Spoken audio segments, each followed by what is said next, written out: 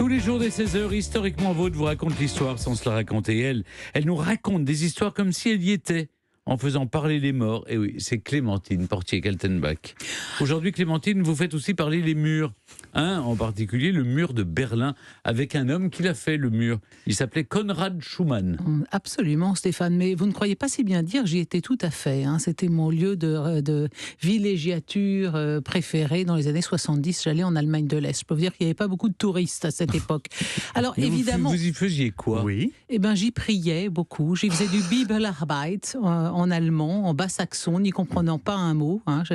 J'étais réveillée au corps de chasse par des cantiques à 6h du matin. Oui. Bon, enfin, c'était une autre époque, Ça explique au beaucoup de choses. tempora, au mores. Alors, le problème, c'est que quand la RDA a été créée en 49, dès le début de sa création, il y a eu une véritable hémorragie de population vers la RFA. Les gens avaient bien compris ce qui allait se passer. On estime qu'entre 49 et 61, il y a près entre 2,5 et 3,5 millions d'Allemands qui ont fui la RDA pour la RFA. Et comme c'était essentiellement des jeunes, eh bien, c'était un gros problème en puissance pour l'économie d'Allemagne de l'Est. Surtout qu'à Berlin, c'était très facile de passer à l'Ouest. Il suffisait de prendre le métro. Et quand on commence à entendre la rumeur d'une fermeture possible des deux zones, Est et Ouest, eh bien, plus de 47 000 citoyens en 2 semaines d'août, passent depuis l'Allemagne de l'Est à l'Allemagne de l'Ouest via Berlin. Alors, c'est là que commence l'opération Muraille de Chine. C'est le nom du projet de construction du mur de Berlin, et ça commence entre le 12 et le 13 août 61. Tous les moyens de transport entre les deux parties de la ville sont supprimés.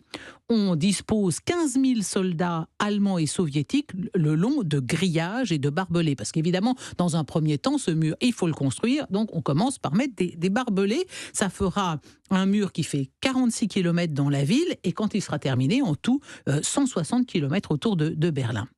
Le 15 août 1961, donc le mur est en construction depuis 2-3 jours, Konrad Schumann, qui est un jeune soldat de 19 ans, est envoyé à l'intersection des rues Bernauer et Ruppiner pour garder la zone garnie de barbelés, et qui sépare donc Berlin en 2 zones depuis 3 jours.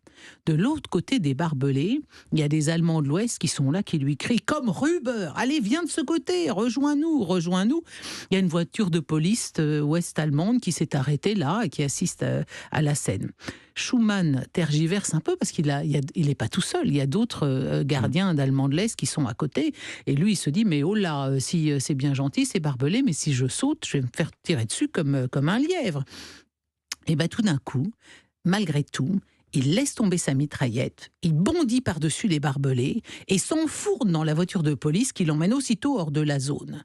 Ce qui est extraordinaire, c'est que sur place, il y avait un photographe ouest-allemand, Peter Leibling, qui a non seulement a photographié, mais il a filmé toute la scène. Et cette photo de Konrad Schumann sautant par-dessus le barbelé est devenue depuis une image emblématique de l'ère de la guerre froide.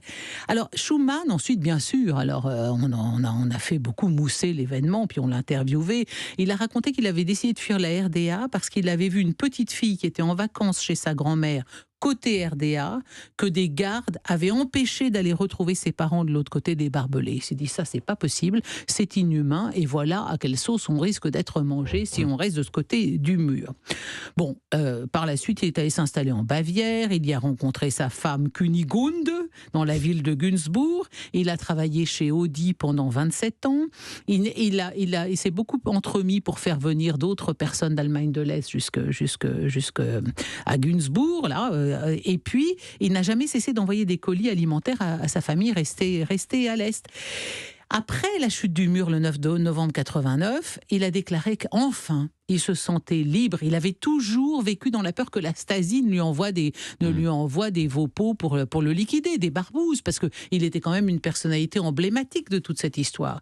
Il a tenté aussi de revenir dans son village natal après l'effondrement du mur, mais en fait, il s'est rendu compte, ça l'a beaucoup désespéré, qu'on le considérait davantage comme un traître que comme un héros. Et là, il a sombré dans la dépression, et cette histoire finit assez tristement parce que le malheureux Konrad Schumann a mis fin à ses jours le 20 juin 1998 en se pendant dans son verger près de la ville de Kipfenberg en Haute-Bavière. Bon, il était tout à fait dépressif. Mais enfin, il a été le premier soldat allemand de l'Est à fuir. À sa suite, 2700 en feront autant.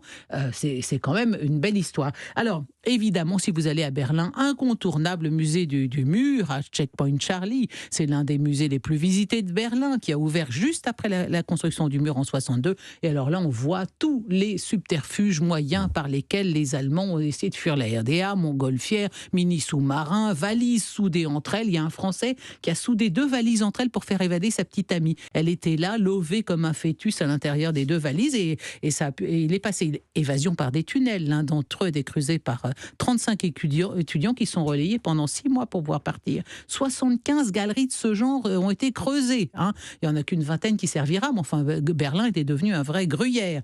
Et puis, il y a un certain Kurt Vadel qui, lui, a bricolé le coffre d'une coccinelle. Il est parvenu à faire passer 55 personnes en 2 ans. Il y a même eu une tyrolienne, une fausse vache, fausse vache qui était une vache d'exposition, et il y a 2 personnes qui se cachaient à l'intérieur. Enfin, c'est un musée très, très pittoresque. Voilà, une époque à laquelle on ne pouvait pas, comme ça, on ne pouvait plus passer de Berlin-Est à Berlin-Ouest, et Konrad Schumann aura été un véritable pionnier.